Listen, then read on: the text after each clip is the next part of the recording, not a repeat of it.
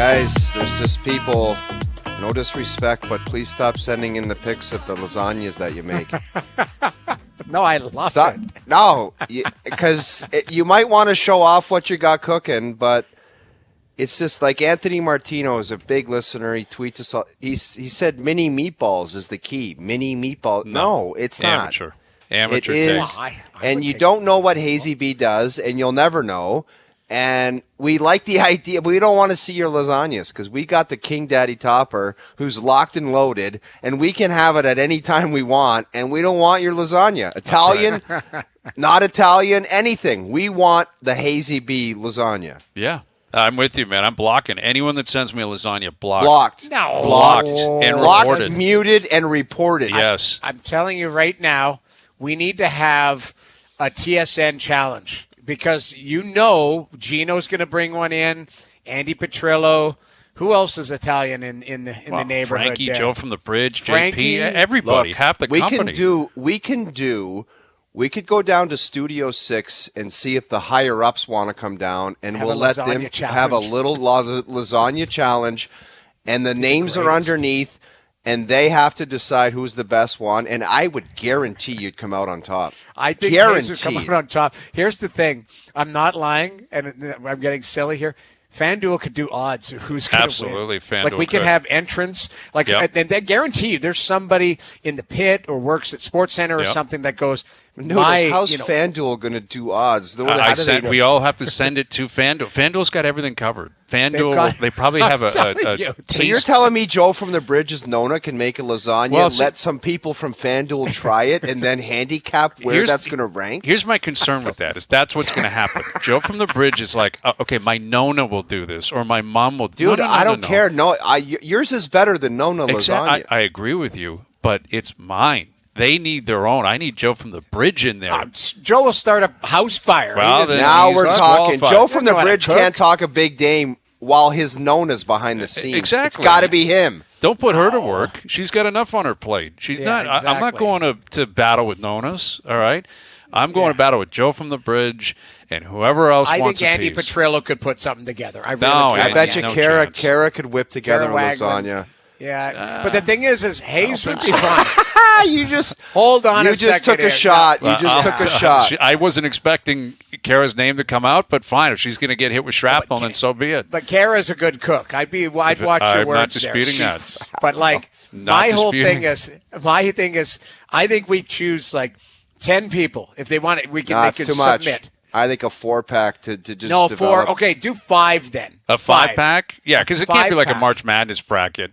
Although that'd be hilarious. No. Like whoever's rated 16, I'm going up against Fresno State. Dude, that's in the embarrassing first round. for somebody, though. They put their heart and soul into a lasagna and you finish dead last. Well, FanDuel would have to come up with that, right? Like FanDuel, we will talk to our friends. I love my lasagna, and you just come home from work and it's like everyone hates my lasagna. Yeah, I don't want to see We're that. Appalachian but State. It's burnt or something. Jonas We're puts the one San in and Jose it's got Sharks of lasagna. Beans in it or something. Jonas has nuts or beans in his, right. And he's 16th, for sure. Jonas would 100% be a 16th seed.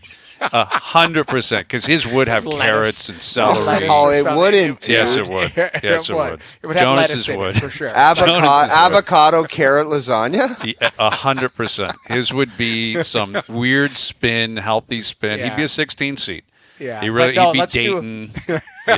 Come up with some just strange schools that have made the tournament. Northern Iowa. Yeah, that would be Jonas and his lasagna. And March Madness, we could whip together something that starts on Monday. We just have versus 5-pack though. Versus elimination style. You just bring in your lasagna. I'm Carolina. I'm Duke. I'm Kentucky. Whatever. Any powerhouse. That's who I am. That's what I bring. I've got it. You know what it is? You know what we do? It's like the 1v1. So Hayes' lasagna, we will give him a pass, and then you have a challenger. Fine. And the challenger comes in. Yeah. It's a lasagna version of Hayes versus Struddy. It's just his lasagna versus the world, man. All right. Let's do it, man. Let's do it. We will get odds placed on this. We'll figure this out. We'll bring this to the table. It'll be recorded, so no funny business, and it's all good. Roleplay level of concern coming up. OverDrive obviously brought to you by FanDuel. Our friend Eddie Olczyk coming up here in a moment. Leafs Caps tonight. A lot of games in the NHL last night. And like we're obviously tracking what's going on in the division. Boston won again last night at home against Ottawa. Tampa, though, went into Vegas and beat Vegas 5-3. And Vegas stole the show 2 weeks ago, leading up to the trade deadline. And they're barely holding on. I think St. Louis lost last night. That doesn't help. But you've got a couple of teams there where if they can get on a heater, like St. Louis, like maybe Minnesota, it's possible Vegas is in a position where they've got to win out to get in or battle to get in. And yet, if and when that happens, and if and when they get healthy, if Stone returns, if Hurdle returns and makes his debut, Hannafin fits in, they could go from barely in to a lot of teams picking them to win the Stanley Cup. They could scare the hell out of a bunch of people, man. Absolutely. Absolutely. And it's such a rare position because you look at the wild card teams in the East, I guess would Tampa be that representation? It probably should be with their history, right? Yeah. And they were the one that beat Vegas last night. But, Detroit's not going to scare a team.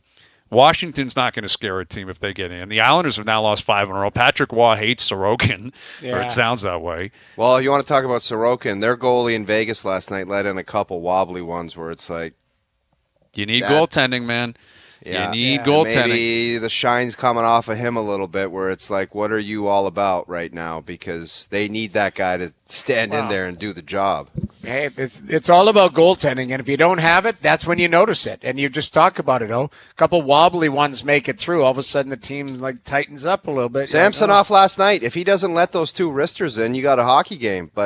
And it's sometimes you don't deserve to win, but you got to have a chance to win. And it's you let those wobblers in, you're screwed, man. It's We had Bruce Cassidy say that 3 weeks ago, asking about the different streaks in the game. He's generally it's the goalie. Goalie gets hot, you win a bunch of games. Goalie struggles, you lose a bunch. Yeah.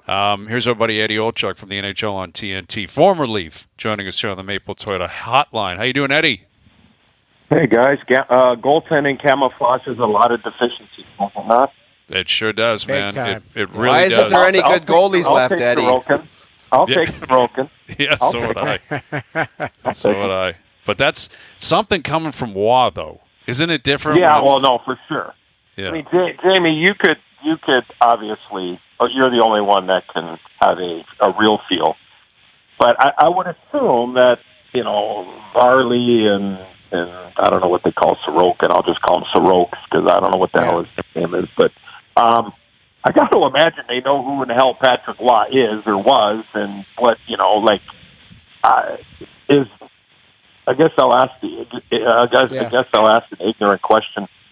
Is there more pressure on those guys with him standing behind the bench watching them play the position? Yes, because we have Mike Johnson on the show all the time. He had Wayne Gretzky as a coach. You think about it, Eddie, when there is a legend in the position that, or maybe you grew up idolizing him, something like that. I don't know if these guys grew up idolizing Patrick Waugh, but they might have. And all of a sudden he's your coach, and he's giving you the horse eye, the side eye, going, this guy is not making saves, and then he's calling you out in the media. It adds a little extra pressure as opposed to Barry Trotz back there going, I need a save from you. And he's like, all right, I know how to play the position. You don't. This guy was arguably the greatest player who ever played in net, arguably. So there is a little added pressure there, Eddie. Yeah. Okay. Yeah, it makes sense. I'll take Sorokin. Yeah, I think that's a safe bet. And let's face it, if they're going to get in, Sorokin's going to get hot, and he's going to drag them in. And if they're going to do any damage in the playoffs, it's going to be Sorokin. And we talk about it all the time, Eddie, the goaltending position. And we had Bruce Cassidy on a few weeks ago, and Bruce answered the question when we asked him about all these ups and downs in the league, and he pretty much pinpointed goaltending. If the guy gets hot, you're in a good place. If he doesn't, you're not. And the momentum swings now, and even more so. And again, I'm taking a step back, obviously, from playing days of a long time ago, almost 24 plus years. But coaching in the early 2000s, and then broadcasting hardcore from the 06-07 season to now, and the momentum swings in games. I'm not even just talking in stretches of games, or even in playoff series. Just it just seems like at times, and I think the rules have something to do with it, and there's more flow to the games, and it's really harder to change the momentum in game because everybody says, well,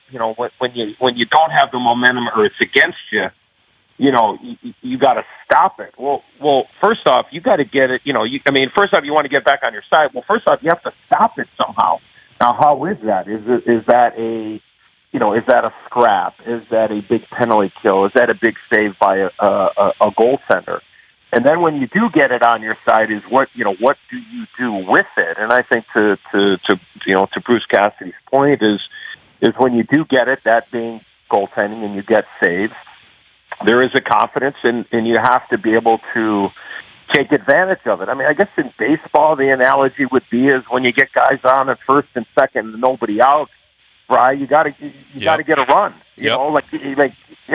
Nobody wants to, the thing that I love now about the baseball is at the regular season, oh my gosh, they bunted in the fifth inning. It was a one-run game. It was first and second, nobody out.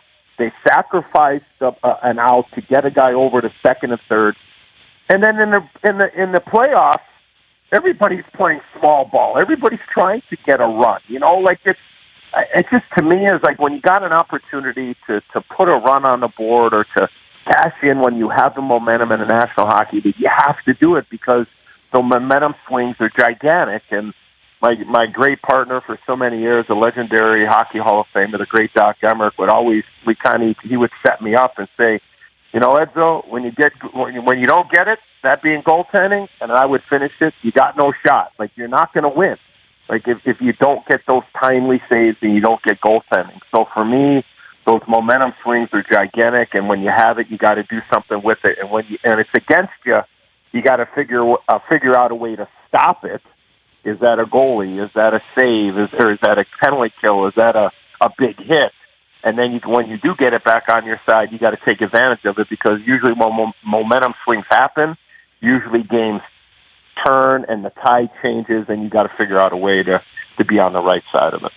Eddie, a lot of hockey guys will throw out the cliche. I wouldn't want to face that team right now in a 7-game series. You're touring around a lot in the Western Conference. Who out west would you say that about?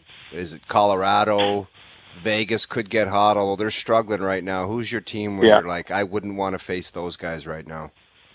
Wow. The scary thing is that I've seen Edmonton. I've probably seen them 5 or 6 times here in person, I'm saying. Probably in their last 15 games, 16 games. And they just seem to be able to, the biggest question I've always had with them is, A, could they get the goaltending? And the numbers would bear that out. But could they really defend enough? And I think at times they bend.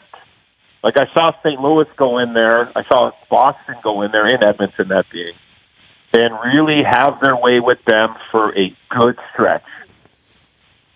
Now, they lost the Boston game. And then they eventually, they came back and they won, and that was the game that McDavid had finally scored, and, hadn't scored in 10 games. Oh, my gosh, the guy hasn't scored a game and 10 goals a game, and a goal in 10 games. Easy for me to say, but the guy had 87 assists in the last, 15 games or whatever. So I would say right now it would be Edmonton, just from the fact of they just seem to have a great confidence in playing 2-1, 3-2 type of games.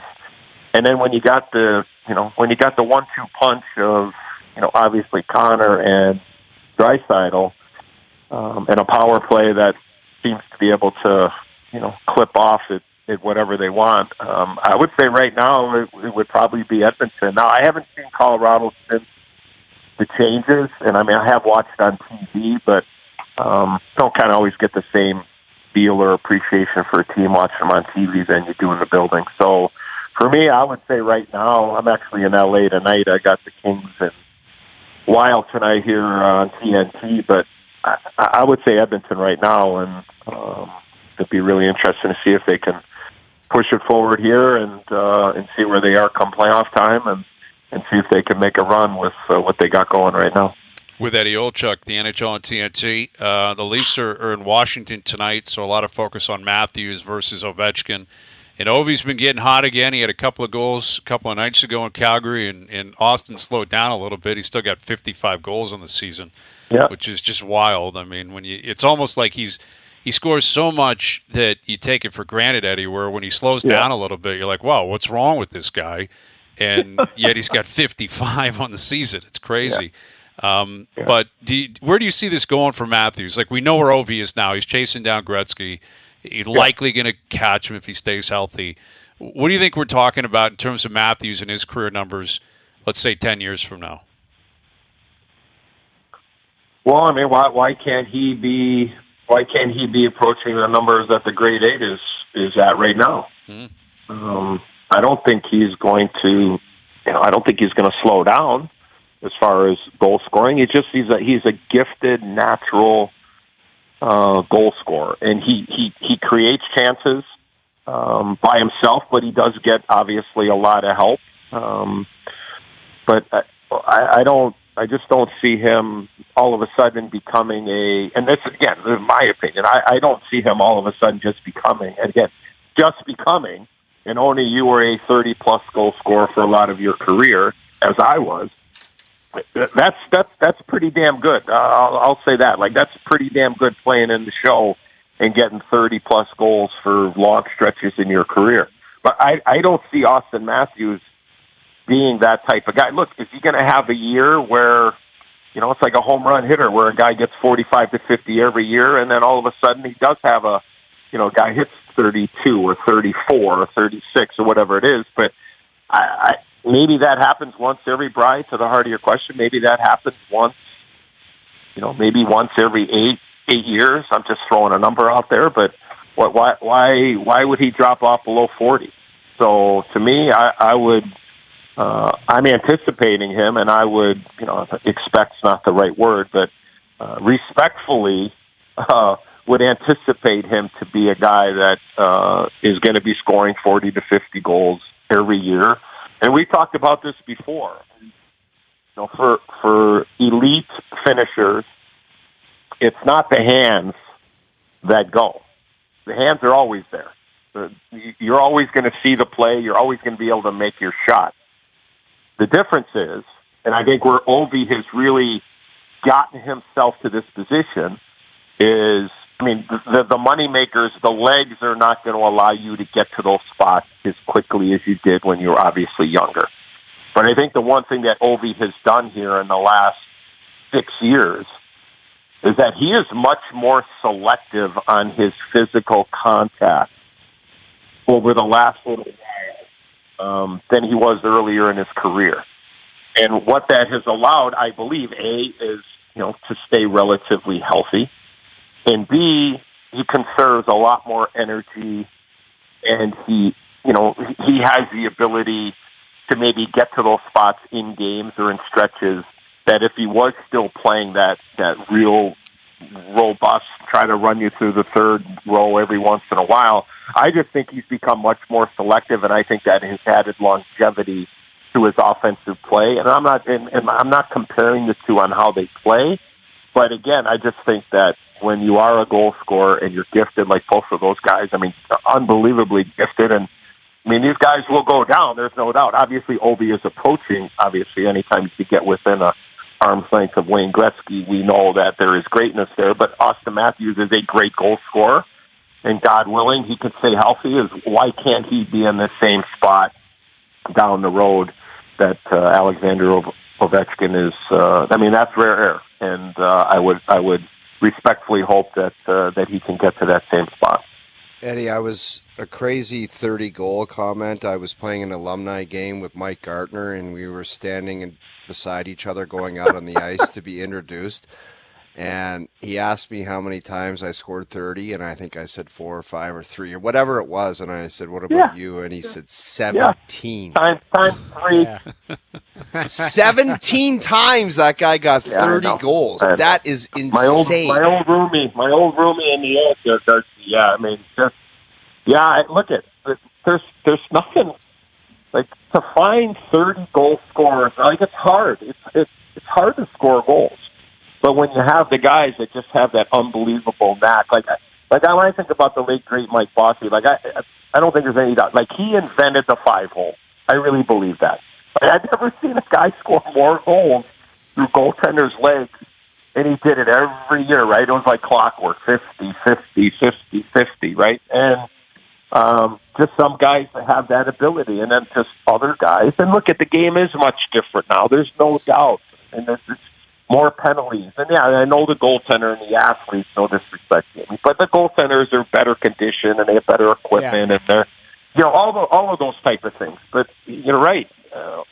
You're right, Tony, that the player, the guys that are like a Mike Gartner. I mean, the guys that were able to score those 35, 40 in that range and never dip below 30 goals. I mean, it's an incredible run. And when you find those guys, I mean, they are difference makers, and they have the ability to be game breakers. And when you have them, you're always going to be in the game. Doesn't matter if you're on the power play or 5-on-5. So guys like Ovi and Ovechkin and Ovi and Austin and Draisaitl and McDavid, and you could just go Pasternak. I mean, these are elite players, but it's fun. It's fun to watch these guys at their craft, because most guys in the league, or most guys that have ever played, I'm saying forwards now, we're not talking about D.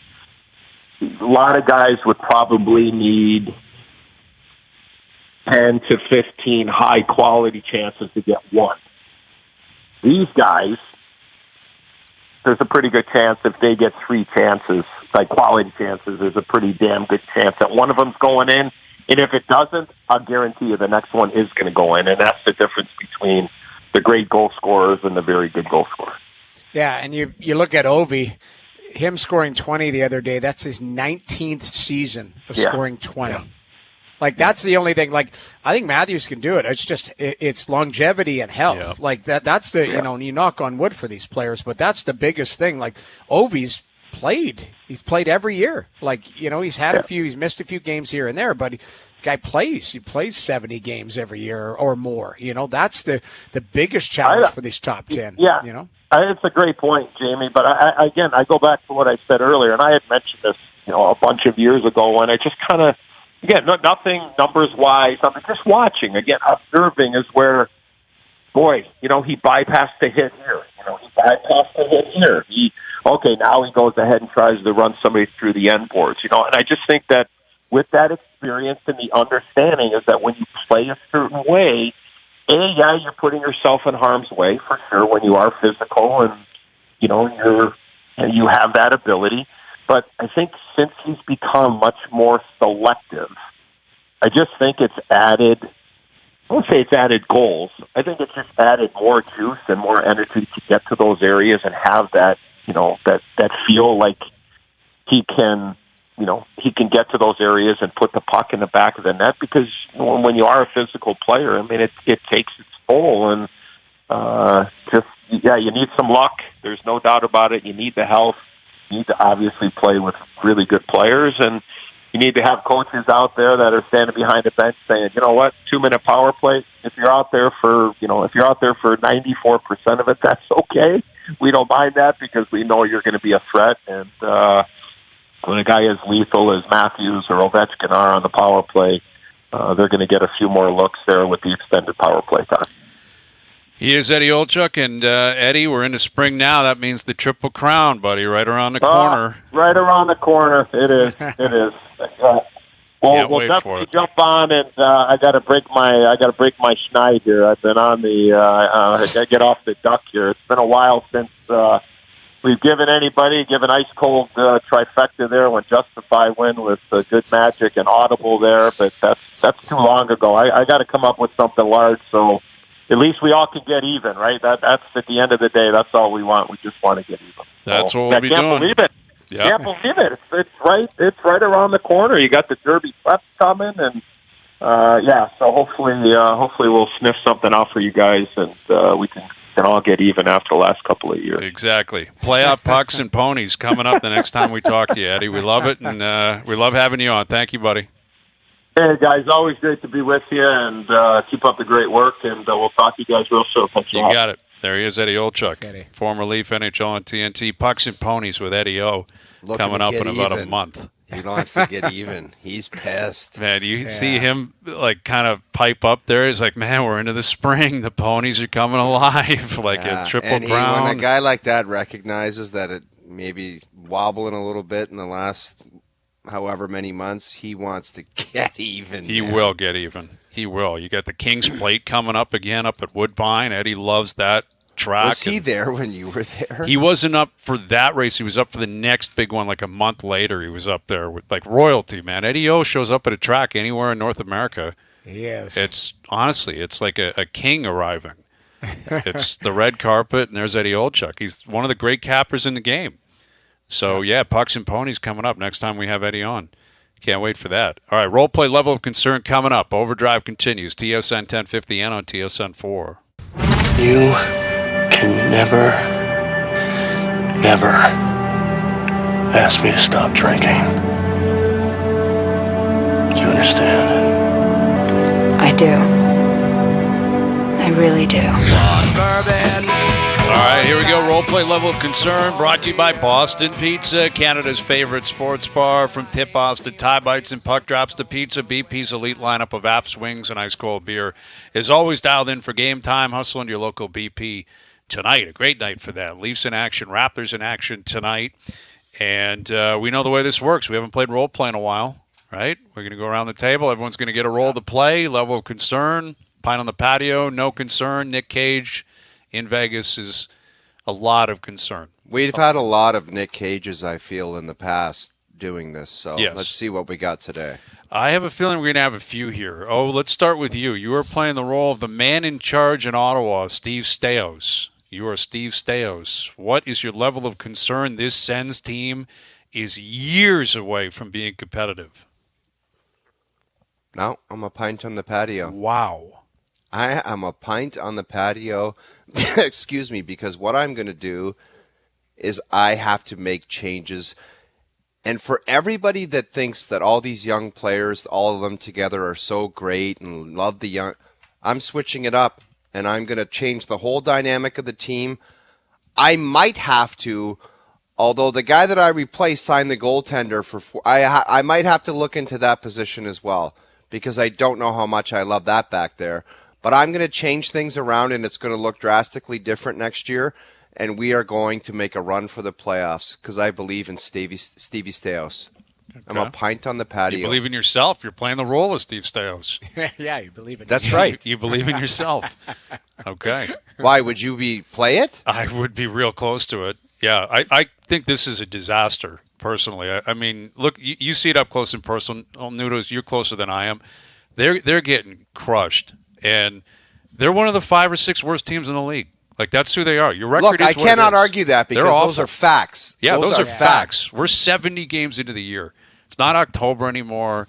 It's not, it was a bad start. Yeah. This is a disaster. And to my point, I just think it would be crazy to think, oh, yeah, we're going to bring the band back together and they're going to be a year older. You'll keep losing. Yeah, because I still think the idea, they're not even close. Like, they're not even sniffing. Yeah. Go ahead, Noodles. No, I was saying, like, I think there's changes have to come, but I think they've got the framework of, keep in mind, these guys are 21, 22, like Pinto, half a season. Like, they've got the framework there, but there's work to be done there. They're immature. It's got to look different. It's got to look a lot different. I'd bring in Craig Berube. Yeah, a coach will change a lot of that, no question. But I would say I'd be a little higher than a pint on the patio. I'd probably be a 6-pack I'd be 6-pack and a couple shots because you got to get the right. Like I think I really love the framework there. Brady Tkachuk scored again last night. That's 31, I think, 32 goals. Like he's kind of snapped again at the end of the game. Yeah, well, it's kind of his thing losing right now. Losing does that to you. You know, you're pissed off, and Boston. They played Carolina, Boston. Those are 2 cup contending teams. I get it. So Brady Tkachuk, Jamie, needs a couple guys, and maybe Pinto can be one of them, because it can't be Brady Tkachuk scoring 2 goals and then being pissed off and fighting somebody every night and acting like he's the only one that cares. No, I'd like to see Thomas Chabot take somebody's head off and break somebody's arm or something. It can't be Brady Tkachuk, and I've said it for 3 seasons. Every single night where he is a guy, and he's a part of it too, as good a player as he is. He's with all those guys, and they all have to be better. But I would drastically change the players that are going out there. And that's as easy it is to say. It's not that easy to do. But that's what I'm saying, man. Exactly. Like, I get a lot of time for Staios, Dave Poole, all those guys. And it's a new administration. The fan base doesn't want to hear this because it's been tough, right? They heard it a lot from Dorian and others where they're like, rebuild's over, we're ready to rock. They've been sold all these Wolf tickets. And if you're a fan, you're like, all right, we're in. Like, this is it. We've done it, the heavy lifting.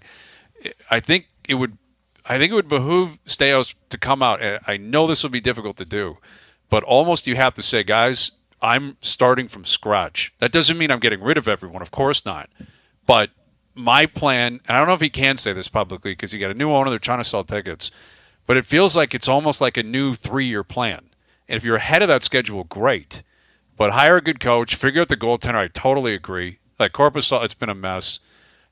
And figure out who you have, who you like, and be thinking 2-3 years down the road. If you try to do it quick and win next year, that's how mistakes happen.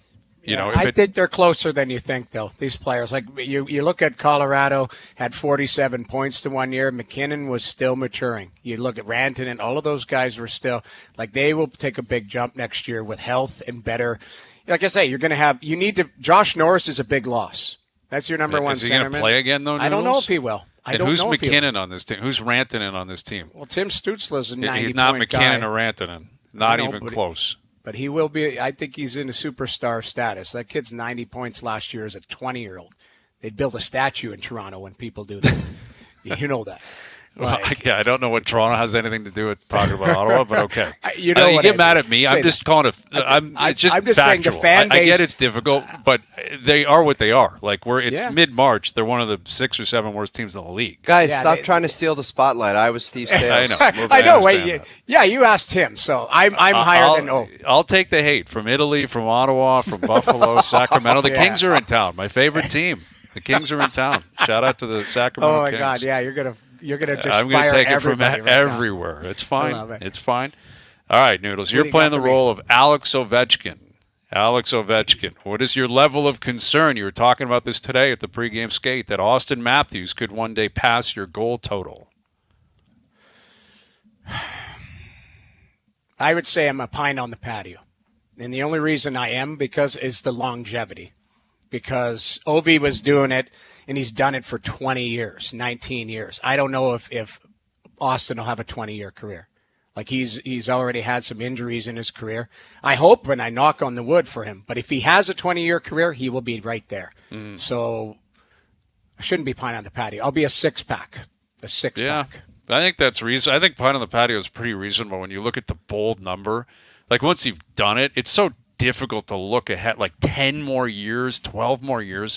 Ovi's banked 19 years of data. 19 years. It's over. 20-plus goals. Like, that's crazy. Crazy. Like, I think Austin can score at that. Like, he can score at the rate. Like, there's no doubt. We're showing it. The body of work is there. Yeah. I just look at the longevity. Like, what is it going to look like when he hits 30, 32, 34, like 36? Like, that's... what is the league going to look like? That's my only thing, because the hands, like Eddie O was saying, the hands will be there. This guys can score. Like, it's just a matter of how long is he going to play. That's the biggest. Yeah, exactly. And he's on the Ovi. Like, it's funny how the NHL is promoting naturally, because they're playing tonight, as they should. Goals per game through 500 and what. You notice they don't include Gretzky in that, because you can't. Like, you can't include him. What was Gretzky's number in that? I'll bet you through 537 it was more than a goal a game. It had to be. It was probably like 1.14. His will blow your mind, any stat you look at. It's disgusting. Yeah.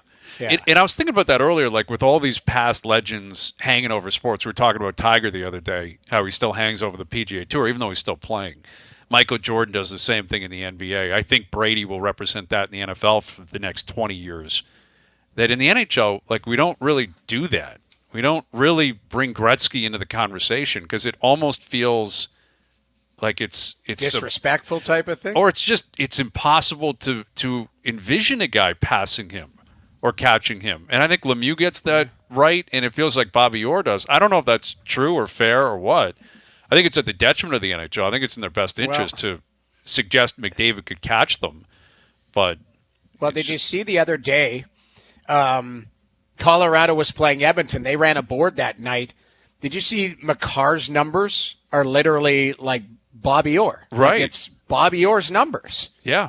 Which is crazy. Why can't we have that chat? Like, can he pass him? I don't know. I mean, and then Orr, because he was injured and he basically played till he was 27, I believe, and makes it difficult. And it's a generational thing, 6 teams, 32, all that. But they do it in every other sport. Why not bring it to the NHL? All right, I'm playing the role of Ross Atkins, the GM of the Blue Jays. What is my level of concern that these injuries that are piling up are a sign of a tough season forthcoming? It's probably our boy Marty Wildwood, I would say. 6 Busch Light, 6 Bud Light, and I love them, tall boys. Yeah, it's Marty somewhere... Wildwood, come on up to bat. Marty, knock the donut off and get in the batter's box, because these are, you got Romano and Swanson now. Guys start talking about elbows and forearms. That is terrifying. Dude, like, no it kidding, is man. terrifying. I don't care what the MRI says. Yeah. It's terrifying. Gosman, he may not even start, on the IL. He may be in a situation where he actually can round out the rotation, and there's off days early in the year, and maybe he doesn't really technically skip a start. And he had a side session today. I think 2 innings, looked pretty good. But, he hasn't been available to them, and Manoah is not available to them at all, to say nothing of Jansen's injury and the potential for the rotation to be hit, bullpen to be hit. Who knows what happens with other guys like Turner, who's not young, like Springer. I'm not wishing this on them as I play the role of Ross Atkins. But, yeah, it's concerning because they were an 89-win team last year, or we were. I didn't do much in the offseason, let's be honest. Ross Atkins, I went swinging for Ohtani, and he used me to get the deal he wanted in L.A. Now you got Joey Votto. And now Joey Votto, I got to figure out what I'm going to do with that. And Jonas mentioned yesterday, Hayes, it's impossible to even come close of the health of the starting rotation last year. Yeah, exactly. Yeah. They were basically perfectly healthy. And Manoah wasn't an injury issue. He was just a gas can. They had to take him out, but from Kikuchi to Barrios to Bassett to Gosman, even Ryu came back from Tommy John and was pitching. Everything broke their way. Everything. Yeah. And that's just simply not going to happen this year. And what got them to the playoffs and what got them to 89 wins was that rotation. That was the catalyst of their success. And I playing the role of Ross Atkins, yes, I am concerned. It's not crazy concern because injuries happen. No one's out for the year. Other teams are dealing with it. Garrett Cole's banged up. Like, there's other teams in the East that are dealing with injuries right now. But I'm definitely concerned. Oh, you are playing the role of the field at the Masters. What is your level of concern if Scotty Scheffler's putter is on? You have no chance of beating him. Play it. You can never ask me to stop drinking. I really, truly believe on that golf course, if he just hits it the way he hits it and he can roll the rock, I don't think anybody beats him right now. I really don't. And it might be a lot to ask to beat all those guys. Like, that's back-to-back. He just beat 2 good fields. Yeah. And to do it again a third time, like, to get those guys 3 in a row might be tough because he's not Tiger Woods. But if the way he stripes the golf ball, man, it's sickening. Like, and everyone knows I'm not analytically driven, but the numbers on the golf course for that guy, like, crazy. Proximity to the pin, like tee to fairway, green, it's crazy. It's sickening. And if he does that and he rolls the rock on those greens, par 5s, he'll chew them up. Like, the way he drives the ball, it is so it's fascinating because of the footwork and like, he looks like a guy playing out at Cedar Brae sometimes with the driver, that swing and the footwork. It's just like, what is that? And it's a bullet 320-yard fade. Yeah. Every time, and it's in the middle of the fairway. Every time. And if he rolls the rock, I don't think you beat him. I think his ball striking is that much better than everybody else's right now. He's got the footwork on like a 60-degree wedge around the green, man. Dude, when his neck was bad, he looked like a 14 handicap hitting 320-yard bullets because he couldn't turn his neck, and then the feet were going the other way. And I'm like, that's the best player in the world right now. Yeah. No, you're right, though. That's the kind of guy that someone would secretly tape at a range. Dude, if I saw that guy in the range, I'd say, what do you want to play for? How much money do you have? Yeah. And he would absolutely beat you every way to Sunday. It's amazing. He's got a signature move. That footwork, I've never seen anything like it. You know, like I know. Arnold Palmer Who used to do teaches some that? wild stuff. Like Nobody any can. teacher must look at that and say, that's horrifying. Yeah. No, nobody can. No. Nobody can. But I'm with you. He's that good right now. If he's putting even at an average, like tour average, I'm not sure anyone can beat him. Noodles, you're playing the role of the Vegas Golden Knights. You lost again last night. Like, what is your level of concern you could actually end up missing the playoffs here? Rick Bushwood. 6 Bush Light, 6 Bud Light, and I love them, tall boys. This guy's the main star today. Yeah, he has. I mean, it's not Nick Cage, but it's not a pint on the patio. And I thought about 6 beer because I do believe that this team will get it done. I do believe it. But you have to be concerned because as we've talked about before, you have a bad week down the stretch. You play 4 games in 6 nights or whatever, and you lose 3 of 4 or, get 1 point out of 8 type of thing. And St. Louis heats up or Minnesota or, who else is chasing them? I think it's St. Louis and Minnesota, correct? Yeah, Minnesota and St. Louis. Like those teams all of a sudden win 4 in a row. And maybe you play them face to face, like head to head.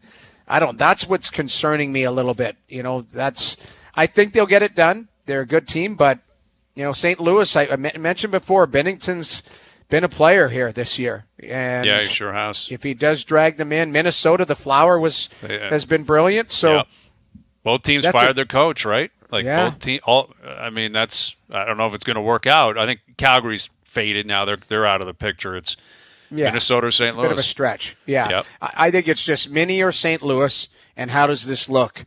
And, not that LA's out of the woods. I think LA's 2 points only up. 2 on points them. up. You're right. But it's just, we'll see how these last 10, 12 games unfold. But I'd be concerned. Yeah. You have to be. You got to look at the standings. I agree with you. Roleplay level of concern brought to you by Boston Pizza, Canada's favorite sports bar. From tip-offs to tie bites and puck drops to pizza, BP's elite lineup of apps, wings, and ice-cold beer is always dialed in for game time. Hustle in your local BP tonight. Leafs Caps tonight. We've got a pretty substantial news item coming out of the Leafs. We'll tell you what it is, and we'll get into it next. All right, OverDrive continues, brought to you by FanDuel. Leafs in Washington playing the Capitals tonight, and Sheldon Keefe speaking with the media and revealing some news here. Ryan Reeves is out with the eye injury. We talked about that last hour. He left the game after the fight. He's not going tonight. Gregor will go in. But Timmins is going in for the first time in a long time, and TJ Brodie is coming out, and he's a healthy scratch. He is scratched tonight, and Keefe explaining it by saying Brodie knows he hasn't been at his best this season here, and for the most part all season, yet he's taken on a lot for us, hardest matchups every single night, and it's been a lot. Here's a chance for us to give him a night off, end quote. There's the reset. Like this is the time to do it. You're going to need him because I disagree, Noodles. I thought earlier in the season when he started struggling, as opposed to saying you're a veteran guy, you're skilled, you've been around a while, you're going back in the lineup, that's where a conversation could have took place and said, a little warning at first, saying, you keep playing like that, I can't put you in the lineup. And if that it continues, then you throw a little scratch in there and say, got to be better or you don't play. It's the end of March. You're right, but my point is I think Sheldon thought that there would be, if they're in on Tanev, if they were in on these players, that's my point. It's now you've got to have a plan to get him to the top of his game. You're right. You could have done this 3 months ago, but they're probably, in my mind, if you were in on some of the players that were being bandied about, that would have changed the dynamic on the back end. You're kind of going, okay, eventually it's going to change or whatever. What you did at the deadline, you got your players, you're all set. At the end of the day, you got Lyubushkin, and you didn't get Tanev. You didn't get somebody who is, a different type of that would replace Brodie in essence. Mm-hmm. So now you've got to make sure that you've got him to a place where he's playing to his capabilities. That's why I'm saying it's now. You're right. I agree with you. Oh, it could have been 3 months ago, but I think they were in on players that could have played higher in the lineup. Yeah, and I think the important thing here is, give him a chance to have a night off. It's a back-to-back. He's played a lot in his career. He's taken a lot of hits. He's been remarkably healthy throughout his career, and he has gone up against the toughest competition basically his whole career, from when he was in Calgary to when he got here, and it's been a really tough year for him. But I think this is a really smart play. I think it's a substantial move by Keefe. Like, I would say the last 24 hours, Sheldon Keefe's been around the block here. He's one of the most tenured coaches in the league, which says a lot about turnover around the league. But his comments last night were very cut and dry. Basically that, we stunk tonight. I didn't like anything. Moving on. Where there'd be years past where we'd be breaking that down. What does that mean? Why? Now it's like, hey, I'm just going to call a spade a spade. I'm going to tell you what I think. I'm moving Tavares to the third line. I'm changing up the power play. Yeah. Or he'd have to address his comments the next morning. Exactly. Saying, I didn't mean that stuff. Apologizing to players. Right. All of that And this is the way it should be. And we talked about Tortorella and Couturier in different contexts, because Couturier is coming off injuries the last couple of years. He's the captain. They're in a different place. But, it is a similar line of thinking here. And I think it's justified. Brodie's really struggled. I thought he really struggled last night. But I think what you're saying, Noodles, and I agree with you, is the plan has got to be reset and get going come game one. Like with Brodie, you got to find a way to make him feel good about his game. And if that's a jolt, if that's come out of the lineup and take a look, take a breather, he's going back in. Like Timmins isn't playing in the playoffs. TJ Brodie will be playing. Yeah. And they need a lot more out of him. And this is Keefe playing a card. And I think it's a pretty significant one, because this is a guy that plays every single night. And he watched the other coach do it the night before. Yeah. Literally. Yeah, literally the night before. A guy he looks up to in Tortorella, who's always had his back. And it's an interesting play. More on that into the next hour. Leafs Caps tonight. Raptors Kings tonight. OverDrive continues. TSN 1050 and on the TSN app.